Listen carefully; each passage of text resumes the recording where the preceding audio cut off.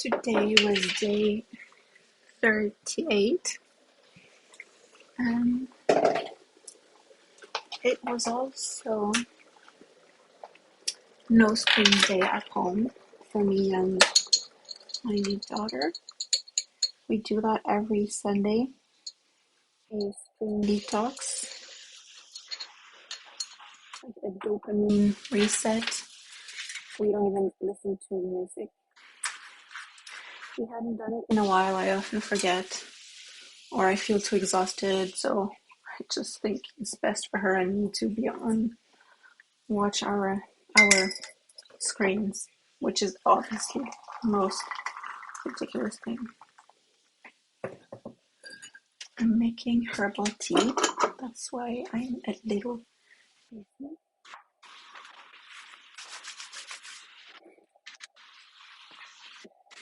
So, and what I have realized is, oh, look at that.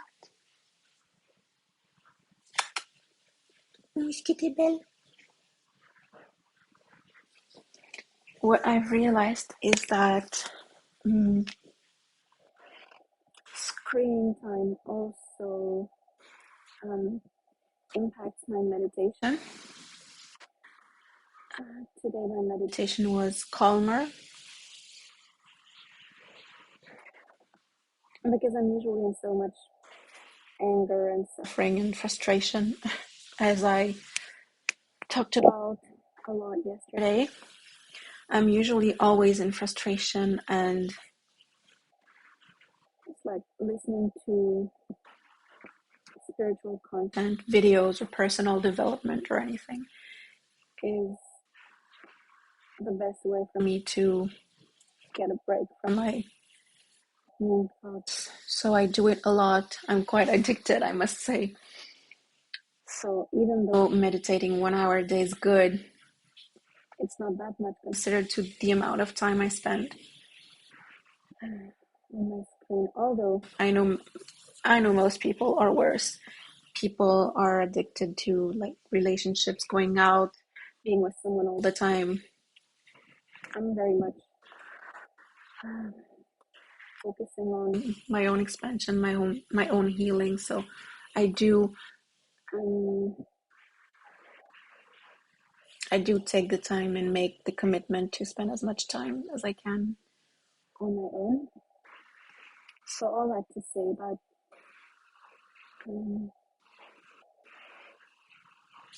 my meditation was more enjoyable today, since I was not overstimulated by my usual content. And since screens, no screen days offer a dopamine reset, it allows your body to reset, to create its own dopamine. I mean, most people know the impacts of, and I was just explaining that to my daughter right before she's in the shower right now, and I was explaining to her, she's 12, and I was explaining how screens are like a drug, literally, because they make your brain produce more dopamine, and then when you stop, you're depressed. And she was sharing that usually the days go by really slow for her. Like we did meringue tonight, and it took like, I don't know, 10, 15 minutes, maybe 20, but it's not long. But usually she would have thought it's so long because she would be looking forward to going back to her screen. And today, since we didn't look at our screen since yesterday evening, we did quite a few things. She didn't complain when I asked her to help me clean the house, since it's Sunday night and we were getting ready for the week starting tomorrow. So it had been a few weeks since I forgot about the no screen day, and I usually forget and tell her the first thing in the morning, like, no, today's no screen, and she gets angry because she was not aware. And I told her Friday night and then Saturday, yesterday, make sure you do what you have to do today because tomorrow it's no screens. So she was not angry. It really benefited both of us. And since I'm really mostly frustrated and angry these days, I don't want her to have to deal with me, so I let her do quite a lot of screen. But today we spent a lot of time together and not doing anything special or no going out. We only went to the library and cleaned a bit and played a game and made meringue. So I guess I should do more screen off, no screen days. I know that, but it's hard. It's really hard. So, and today too, in meditating, I released some trauma, I guess, stuck in the body. I was sitting as usual and noticing my thoughts and seeing them, not being attached to them. But at some point, one thought came about something that made me sad. It was not even something from the past or the future. It was imagining what had happened at that moment for that person. But it triggered sadness for myself at that time. So I noticed, oh, the meringue is ready. So that triggered sadness for me.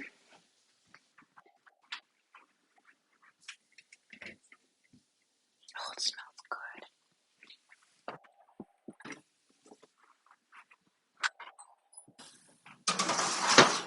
Oh.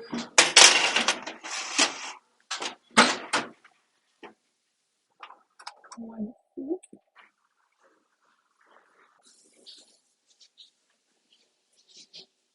Mm.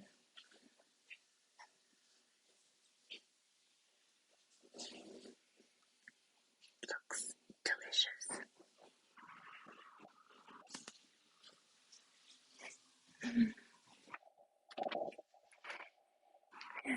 So an emotion came up, and so I felt the emotion. And at some point, the thought was gone. It's only like the thought triggered an emotion. Yeah, and you know how they explain that we sometimes are addicted to our pain and our suffering? And that when you're used to feeling sadness or depression, or it's the same for positive emotions as well. Positive, because no emotions are positive or negative. They're all part of our experience, but unpleasant, let's say. So I know that I am addicted to my suffering. Even though I hate it when it's gone, I feel disoriented and it's scary. So unfortunately, we look for those negative emotions, even though they don't feel good. So I just sat with the fear or the emotion and I started feeling very tense. I was sitting in lotus position as usual, but and I had my hands on my knees this way. And at some point, my hands were so tense, like hurt, and my face was like crooked. I was curled up forwards. My teeth were so tight in my mouth. And that was what I was wondering. I was like, okay, this is an opportunity to heal my trauma.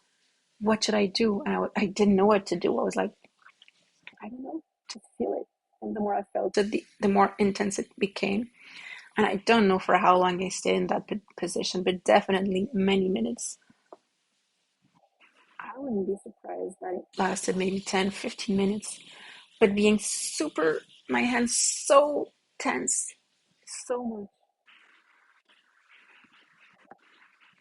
I was wondering, should I let go? Should I release? Or should I keep pushing? But I thought, stay there, stay there, stay there. And see, I don't know. At some point, I stopped and I didn't. ask myself mentally, when should I stop? I just felt, I don't know, it stopped. So obviously, it was not a major cathartic release or whatever. It was just, oh, there are sensations in the body, and I'm going to let them be.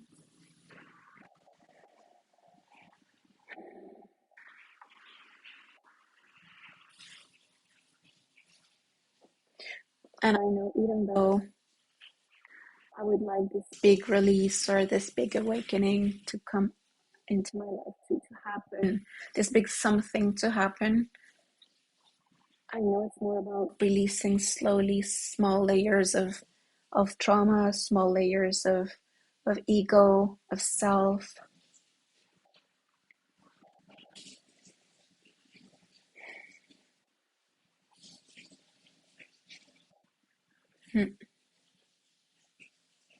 So that was it for my meditation today.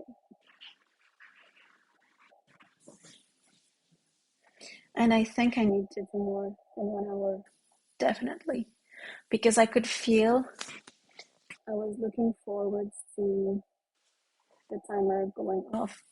Like I wanted, and some part of me knew that the hour was about to be soon over, and I was like, a part of me was like, okay, we've had enough. Let's go do something else. So I've become used to sitting for 1 hour. It's become more and more easy and natural. So I think now it's time to see what happens if I do more, because I think it's an hypothesis. Since now I'm used to 1 hour, when if I do more, it will be less comfortable the second hour until maybe it is comfortable, and then I can increase the amount and the duration of the meditations, and then I guess maybe that's where insights or different states of consciousness may come, because when I meditate for an hour, all I can achieve is a tiny amount of reduction of the thoughts, slowing down of the thoughts. So I'm gonna try that tomorrow. Stay tuned.